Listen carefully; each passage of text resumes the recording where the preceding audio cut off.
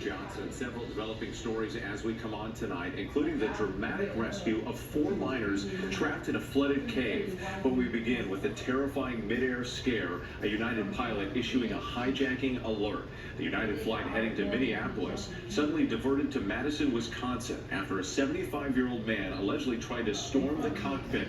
Law enforcement officials on board that plane working together to subdue the man. Well, we're now learning about the investigation and that passenger. ABC's Ike Ajachi leading us off tonight.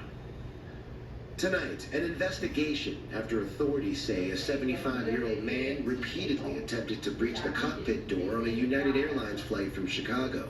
5 members of law enforcement on board struggling to subdue him in the aisle. It's actually a situation where we might have to close the airfield due to a potential hijack. The Boeing 737 bound for Minneapolis with 147 passengers and 6 crew on board. But just before 9 p.m., all of that changed. The captain diverting the plane to Dane County, Wisconsin. Yeah, we'll land at the left turn to have law enforcement stand by the aircraft just in case, but I'm very confident with the 5 that we have on board that day. Witnesses say sheriff's deputies immediately boarded the plane. Mike Rundle was traveling with his wife. 5 police officers came on the plane and asked the gentleman to stand up, put handcuffs on him, and walked him out. Taking this very seriously, and of course you have to, if you don't really know what the intentions are of any person that might be, trying to get into the cockpit of a commercial airplane. The remaining passengers resuming their flight after security checks. Somebody with some sort of device and a sweatshirt that said bomb squad walked by. You're going to have to get to the gate so law enforcement could sweep the plane. Dane County, Wisconsin authorities say the man appeared to be confused and in a mental health crisis. Now, the FBI is handling this investigation and say no charges are being pursued at this time. Ain't that a bitch? We appreciate it.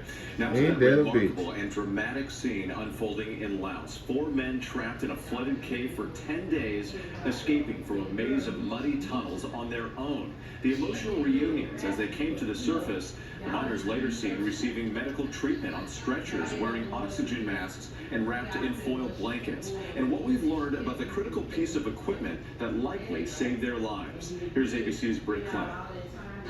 Tonight, the extraordinary scene in Laos. 4 miners stuck underground in a flooded cave for more than a week, emerging on their own.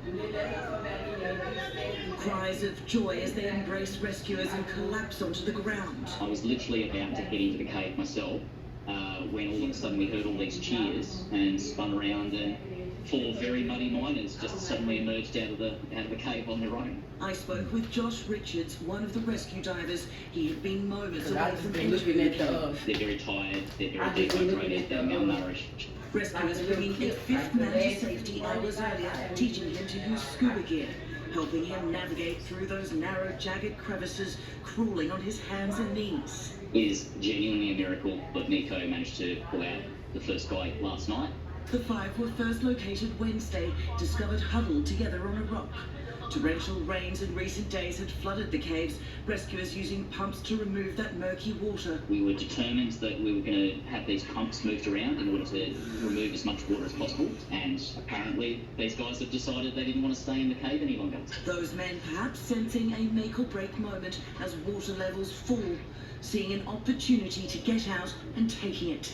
These guys have literally just crawled themselves out 300 metres through a horrendously tight cave. They've obviously shown an amazing spirit in order to pull themselves out. And tonight, officially 2 men remain missing. And with the focus now is on those 2 men who are yet to be located. Rescue teams continuing the search for them, but monsoon rains threaten to fill the cave right back up. And still so much relief, the other miners